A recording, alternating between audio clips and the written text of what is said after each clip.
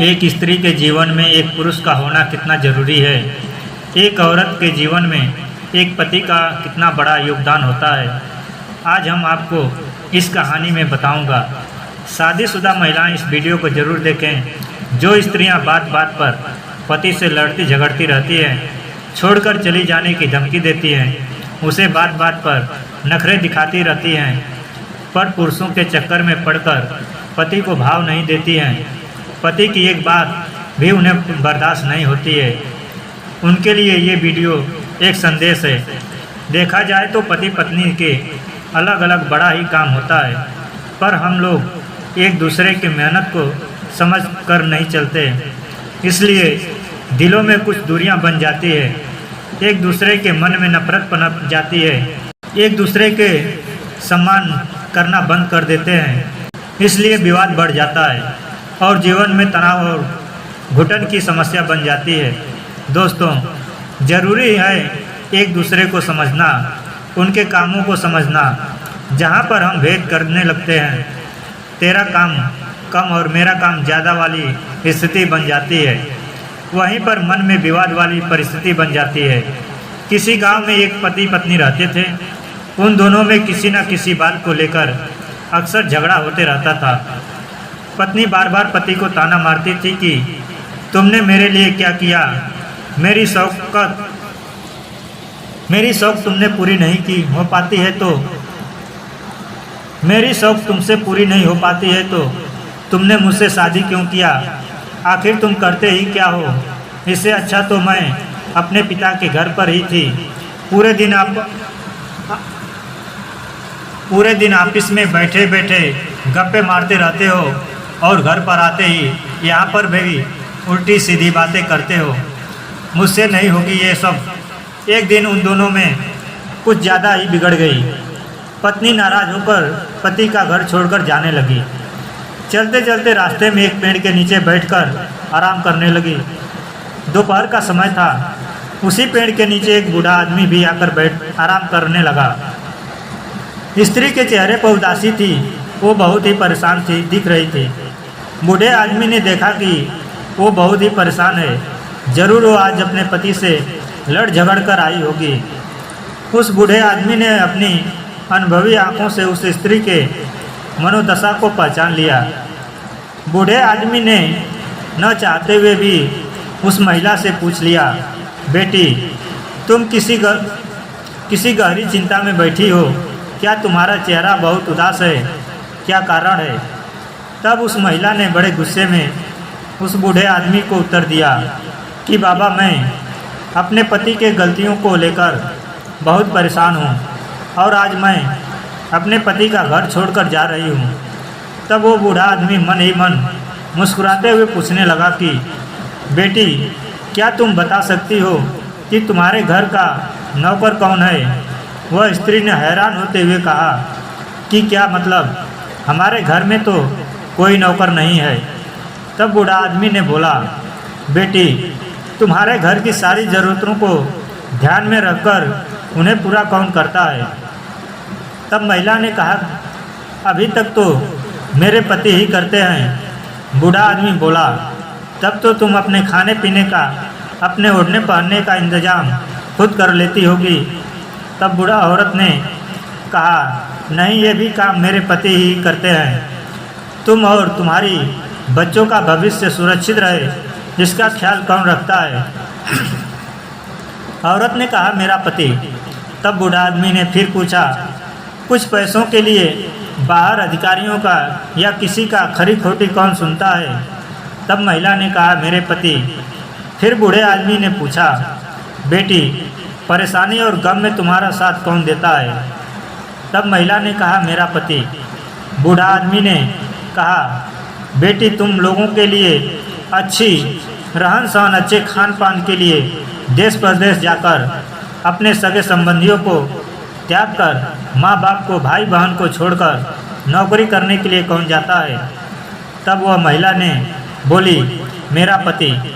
बूढ़ा आदमी ने फिर पूछा, अच्छा बेटी बताओ, घर का गैस, बिजली का बिल, पानी, मकान इत्यादि सुख सुविधाओं के लिए, भविष्य के बचत के लिए, स्कूल बीमा, बैंक के लिए ऐसे ही न जाने कितने जिम्मेदारियों को लेकर कौन चलता है। औरत ने कहा, मेरा पति। बुजुर्ग ने फिर पूछा, बेटी बीमारी में तुम्हारा साथ कौन देता है? तब महिला ने कहा, मेरा पति।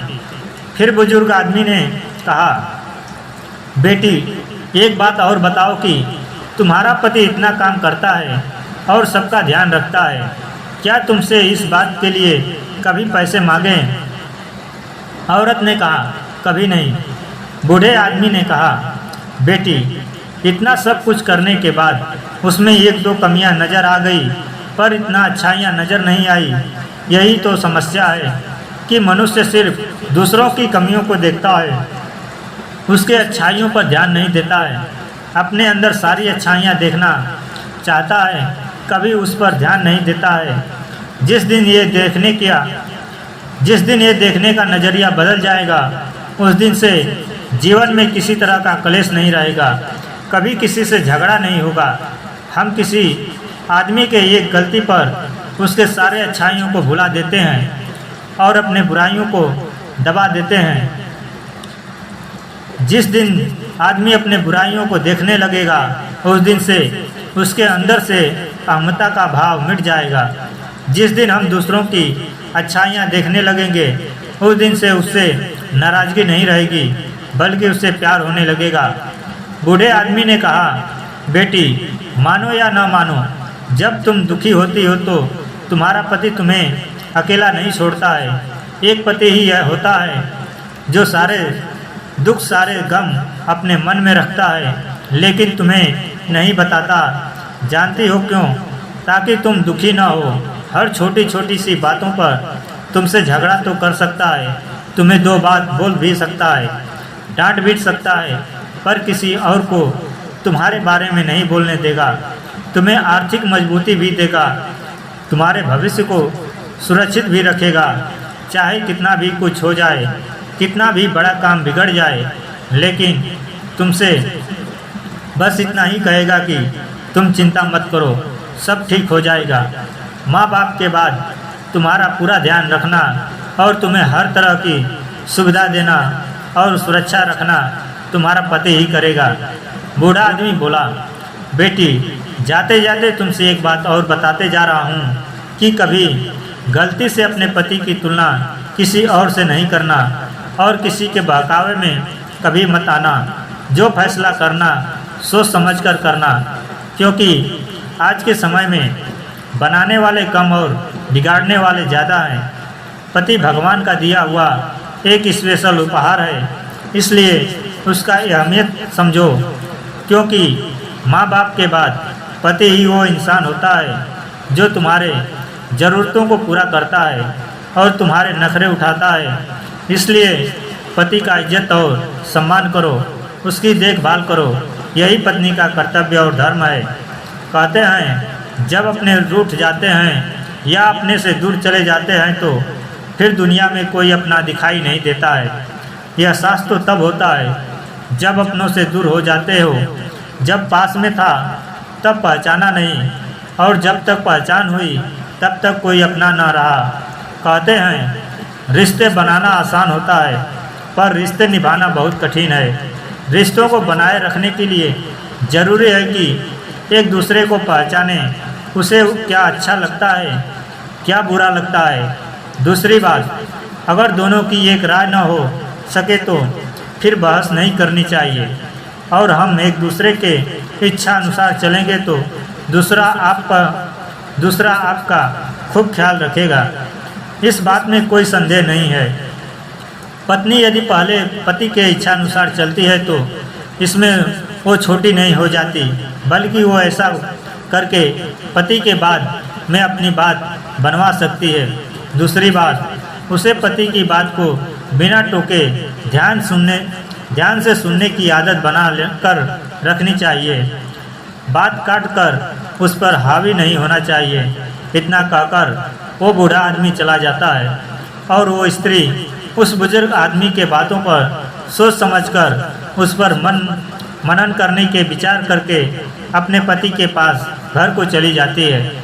प्रिय दर्शकों, ये कहानी आप लोगों को कैसी लगी हमें कमेंट बॉक्स में लिखकर ज़रूर बताएं। मिलते हैं अगली वीडियो में कुछ नई चर्चा के साथ। तब तक के लिए बहुत बहुत धन्यवाद। राधे राधे।